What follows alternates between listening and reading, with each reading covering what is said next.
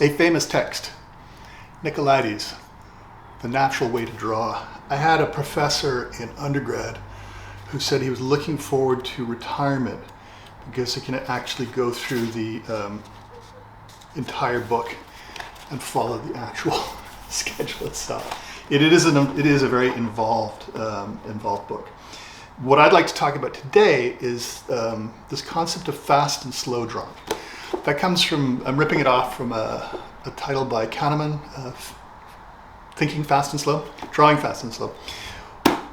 This was the first book that I found that explicitly laid out what was called blind, but it's now called pure contour drawing, where you try to slow the movement of the eye as it traces contours on a surface, usually it's your hand, so that you really get into an exploration of the object itself. The other thing that it was the first example of that I've seen of it was gesture drawings. And gesture drawings, when you draw something super, super quick, usually it's associated with live models, but you can draw a gesture of anything. You draw a gesture of a shoe, a banana, what have you. And both concepts to me are to break free from the idea that you classify objects and you draw what you think is there as opposed to what is actually there. I don't see a great distinction between drawing from observation and painting abstract. I see the two things as sort of two sides of the same coin. It's the understanding of perception and is perception writ large, as it were. So drawing from observation allows you to actually perceive what is out there.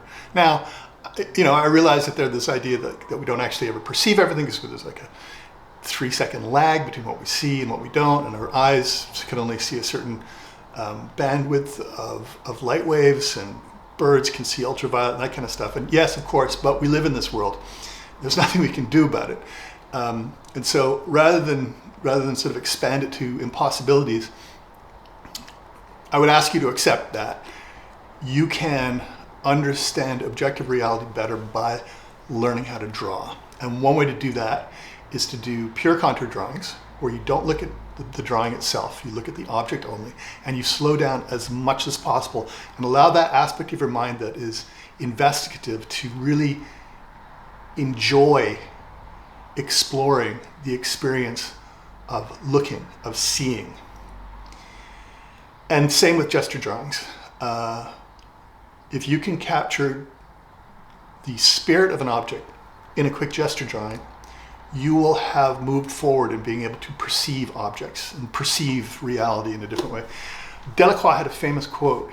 He said, a true artist is someone who, when seeing someone fall out of a window on the 3rd floor, can render their features by the time they hit the ground, which is kind of macabre. But the concept is, like sort of sound. It's this idea that you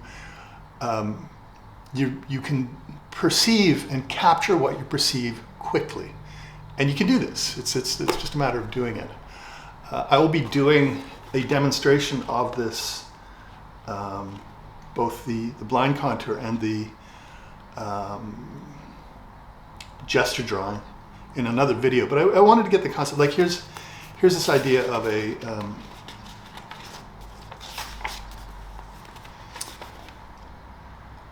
bow tie and a gesture drawing of the bow tie. The gesture captures the spirit of the object, and the pure contour drawing captures the details, the specific details. If you haven't seen the book, I would encourage you to get it out of the library first. As my professor said, it is a very, very thorough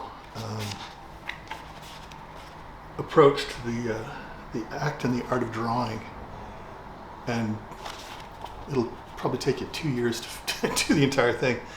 But a lot of it is worth just flipping through and having a look at what is in there. I also will be teaching a class in drawing from observation. There will be a link in the description below if you're interested in seeing. Also, I'll be putting a lot of this stuff up on YouTube as well. I think I saw Kerry James Marshall speak at the College Art Association many years ago in Chicago. And he said that learning how to do things like draw and paint are essentially, I can't remember what he actually said, but the idea is that it's this concept of mastery. If you can master drawing and if you can master painting, no one can take that away from you. It is innate, it is yours. It's as you as the color of your eyes. And it is freeing because you don't need technology necessarily. All you need is a pencil and a surface to create something. And like I said, I see this as being fundamental to being an artist and being a human being and so on and so forth. So I'll be putting a lot of this stuff up online. Like I said, there's a link down below to, not quite sure what it is yet because I haven't got it there, but it'll link to the courses and so on and so forth if you're interested in pursuing this further.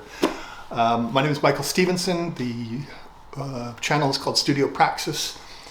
Thank you very much for watching. I hope you enjoyed it. If you have a comment, please leave it in the comments down below. If you'd like to subscribe to the channel, so much the better. And if you enjoyed this video, please click like. Thank you very much and see you next time.